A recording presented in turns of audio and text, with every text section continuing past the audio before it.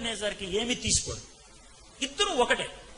Nebuchadnezzar egoist, Narendra Modi egoist, ఆత్మాభిమానం అంటాడు ఆయన స్వగౌరవం అంటాడు. ఈయన కూడా అనేది ఆత్మాభిమానం అంటాడు. నెబుకద్నెజర్ 90 అడుగుల బొమ్మను తయారు చేశాడు.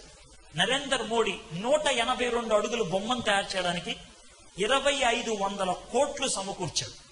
2500 crores ఒక బొమ్మను తయారు చేయడం. సర్దార్ వల్లభాయ్ పటేల్ ఇలా నుంచొని ఉన్నటువంటి బొమ్మ, ఇనప బొమ్మ, నేల మీద నుంచి 182 అడుగులంటే 17 అంతస్తుల బిల్డింగ్, అంత పెద్ద బొమ్మను తయారు చేసి పెడదాం అనుకున్నాడు. ఎందుకు అంత పెద్ద బొమ్మ అంటే, హైందవ ధర్మం ప్రపంచంలో నెంబర్ 1 అవ్వాలని, ప్రపంచానికి మా ధర్మం చూడు ఎంత ఎత్తు ఎదిగిందో అని చూపించడానికి. న్యూయార్క్ లో ఉన్నటువంటి లిబర్టీ స్టాచ్యూ కంటే పొడవు, దుబాయ్లో ఉన్నటువంటి బుర్జ్ ఖలీఫా కంటే ఎత్తు, ప్రపంచంలో అంత ఎత్తైన బిల్డింగ్ ఇంకొకటి లేదు, ప్రపంచంలో అంతకంటే ఎత్తైనటువంటి నిర్మాణం లేదు, మేము నెంబర్ 1 అని చూపించుకోవాలనేటువంటి ఆయన ఆశ. నెబుకద్నెజర్కి నరేంద్ర మోడీకి తేడా లేదు. మూడోది, 3 రోజుల క్రితం మన హ్యూమన్ రిసోర్స్ డెవలప్మెంట్ మినిస్టర్ గారు ప్రతిపాదించారు.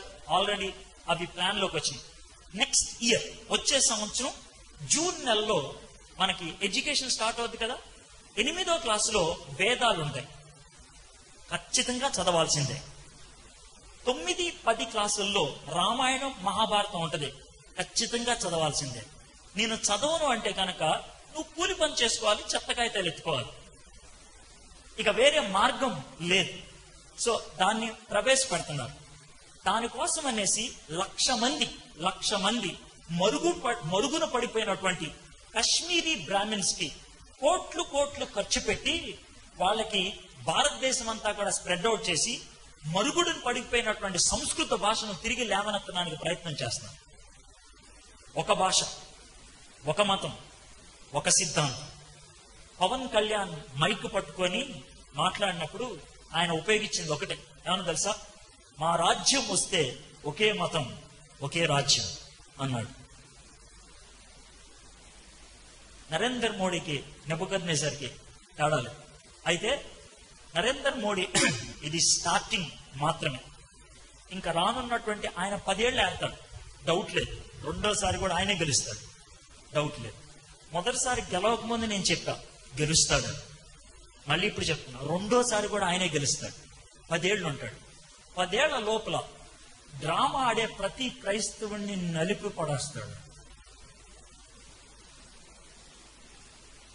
డౌట్ లేదు. డ్రామా ఆడే ప్రతి క్రైస్తవుని, సత్తా లేనటువంటి ప్రతి క్రైస్తవుణ్ణి నలిపి పడేస్తాడు. అయితే నువ్వు చావడానికి సిద్ధపడే క్రైస్తవుడు అవ్వాలి, లేకపోతే లేదండి జైరామ్ అనుకుంటే వెళ్ళిపోవాలి. సమస్య లేదు. నరేంద్ర మోడీ ప్రధానమంత్రి అవుతున్నప్పుడు తొలి మాట వచ్చింది పబ్లిక్ లోంచి ఏంటి తెలుసా? జైరామ్. తొలి లైన్ లో కూర్చున్నటువంటి వ్యక్తుల్లో రాహుల్ గాంధీ లేడు, సోనియా గాంధీ లేదు, శ్రీ శ్రీ శ్రీ రవిశంకర్ ఉన్నాడు. మీరు చూడండి, నేనేమి కల్పించి మాట్లాడతా. చంద్రబాబు నాయుడికి శ్రీ శ్రీ శ్రీ రవిశంకర్కి ఏమన్నా సంబంధం ఉందా? ఆయన ముఖ్యమంత్రి అవుతున్నప్పుడు ఫ్రంట్ లైన్ లో కూర్చుంది శ్రీ శ్రీ శ్రీ రవిశంకర్. ఆర్ఎస్ఎస్ ని ఆంధ్రప్రదేశ్ కి, భారతదేశానికి పరిచయం చేస్తుంది. యోగాని ఒక నూతన కోణంలో పరిచయం చేస్తున్నటువంటి వ్యక్తి శ్రీ శ్రీ శ్రీ రవిశంకర్. అమెరికాలో అతి పురాతనమైనటువంటి చర్చ్ లాస్ ఏంజల్స్ లో ఉండేది. 3 సంవత్సరాల క్రితం 115 సంవత్సరాల ఆ చర్చ్ ని రవిశంకర్ కొనేసి దాన్ని ఒక హైందవ దేవాలయంగా మార్చాడు. టెన్షన్ పడుతుందా? అది మనం జీవిస్తున్నటువంటి ప్రపంచం. కాబట్టి మీరు ఈ రెండాటిలో ఏదో ఒకటి డిసైడ్ అవ్వండి.